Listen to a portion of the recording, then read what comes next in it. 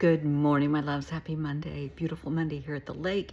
It is bright. It is sunny. The high today is 105, which really for us, it's not that bad. We'll definitely take it. Let me show you a quick look outdoors. It's the lake view. This is the apartment view. But it is always bright and always sunny. So, over the weekend, since Friday, I have talked to a lot of parents. And there seems to be, for the most part, kind of two factions. There is the helicopter parent and the lazy parent. And sometimes they're both in the same household, and that's a hoot. But let me define each. A helicopter parent is just overly protective. I mean, I was very involved in my son's life when he was growing up. I knew who his friends were. I knew their parents. We had the sleepovers at our house. If he had a sleepover at somebody else's house, I knew the parents. I knew the whole game plan. I knew his teachers, the principals. I knew everything going on in school. But I didn't monitor his every move. I wasn't a helicopter parent, and I was by no means a lazy parent. A lazy parent it's not worth the argument, whatever. You just do you. It's not worth the argument. You say you can't, eat pizza for breakfast, and they start screaming and yelling and crying. They want extra phone time, screen time, whatever it's called. And you're just, whatever, it's not worth the argument. That's lazy parenting. Because with lazy parenting, the kids will end up running the household, and you're held captive. You're just there throwing money and food at them just to keep them quiet. So that's what I've been dealing with all weekend. Parents that are afraid, seriously afraid, and we're talking kids in elementary school, but the parents are afraid to tell their kids no. Seriously, no was my mantra. It's okay to tell your kids no. Children need structure, children need discipline. And when I say discipline, I don't mean striking your child. No.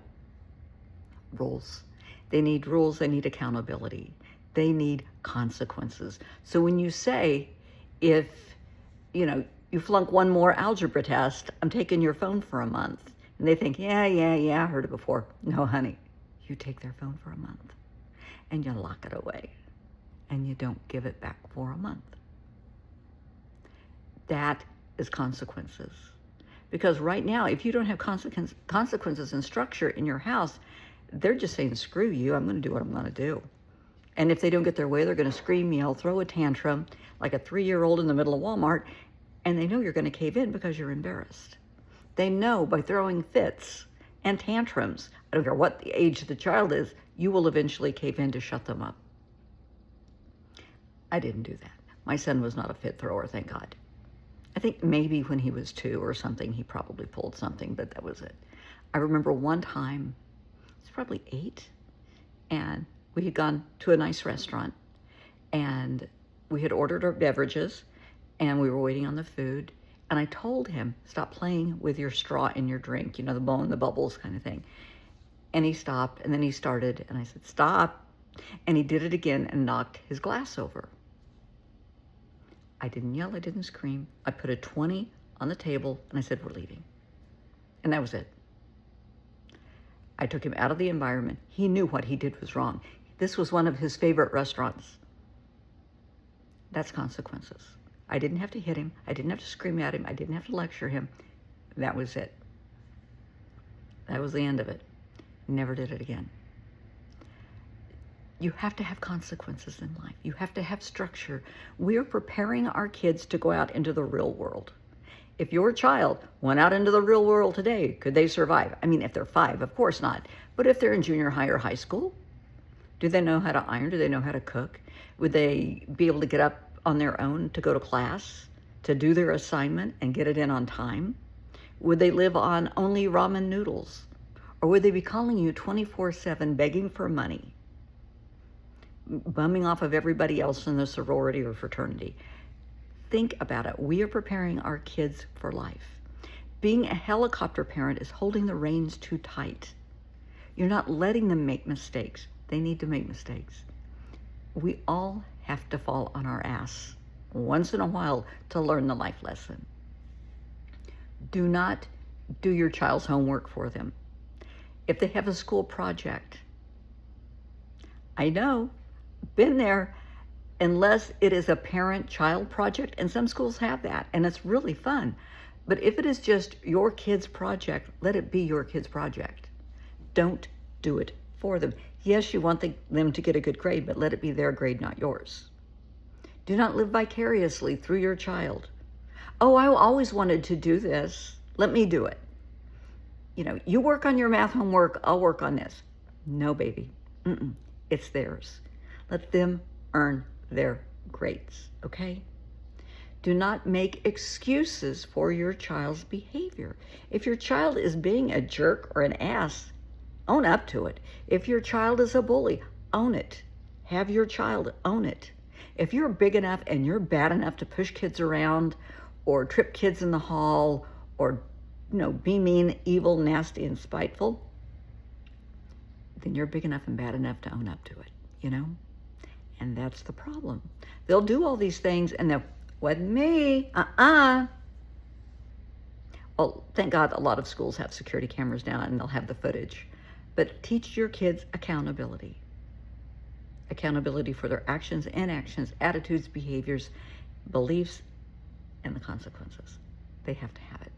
Because when they get into the real world, like the rest of us, they're going to need that. They're going to need to be able to get up and go to school on time. They're going to need to go to work on time. They're going to be able to complete a project, a history project, an English project. They're going to need to be able to complete a project at work. See where I'm going with this? We are preparing them for life. Stop making excuses because your boss doesn't care that I just didn't feel good and I'm tired. Well, sucks to be you. Get in there and get your work done.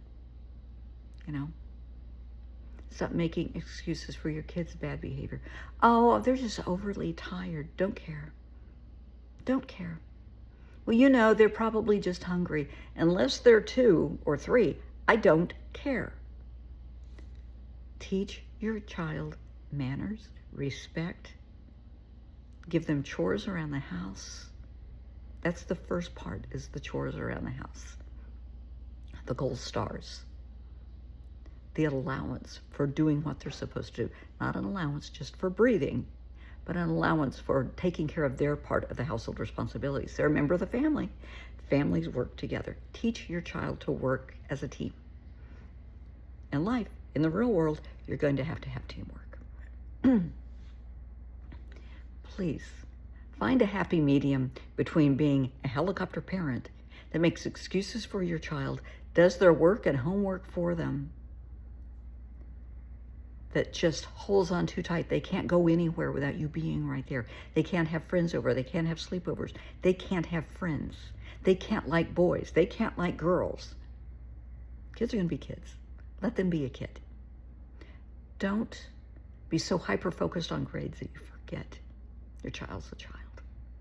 Don't have your child so overbooked with extracurricular activities, with Spanish lessons, French lessons, swimming, tennis, boxing, football. They still have homework. They have responsibilities at school. And I know not with everybody, but with some schools, kids will be up past 10 doing homework. If you have your kid booked into all these different activities, they're not going to have time to do their schoolwork. And I don't want you doing it for them. I don't want you telling your teacher, they were just too tired after they got home from taekwondo. No, it's your job to help your child manage their life, but don't overbook them. It's great to have your child involved in things and have them busy, but they're a child. They need time to play. And I know there are some people that will tell me they can play later. No, they can't. They only have one childhood. Don't steal that from them. Let them be kids. Let weekends be free time. Let weekends be the time to, go to the park, go to the zoo, family time. There's more to life than work and school. And I wish more people would realize that. There's family. Embrace the family. They're only going to be little once. Enjoy that time. I told a youngster yesterday, they were complaining, Mom and Dad always want to do stuff with me. And, honey, you're only little ones. Give them that time. Because in a few years, you're going to be off to college. You're not going to have time to come home for anything. Give them their time. Because soon you won't be around. You'll be too busy. You may not even make it home for holidays. Give them their memories, okay? Don't be a lazy parent. Don't be afraid to tell your kid no. Don't be afraid to give consequences. Please, find a happy medium. Just because your kid tells you, I'm going over to Susie's house, doesn't mean your kid's going over to Susie's house. I think we all know that. Most of us know that. Just because they say, I would never smoke. Yeah, right. And who's going to believe that? I don't drink. No, I would never. If a kid is in junior high or high school, they are going to be exposed to cigarettes, vaping, weed, lying, cheating, and alcohol. Seriously. Know your kids, know their friends, know their parents, know what they're up to. Lastly, last thing I'm going to say, this is controversial. Your kid's cell phone is your phone. You're paying the bill. As long as you're paying the bill, it's your phone. You have every right to take that phone. I recommend taking your child's phone at night into your room. Go through it. Go through the pictures, the videos, the hidden folders, the apps. Find out what's going on with your child. Who are they talking to? It could be a predator. Somebody that you will recognize as, this person isn't 14. This person isn't 13. It's to protect your child. Some will say, that's violating their personal privacy. Get over it. It's your child. It's their life. Your job is to protect your child. Do it. If you suspect your child is on drugs, you suspect your child is involved in self-harm, anything, don't be afraid to go through their room. Because your goal is to protect your child's life at all costs. And if that steps on their toes, that's too bad. Just one mama's opinion. Have a great Monday. I know the kids are headed off to school. Good luck with that.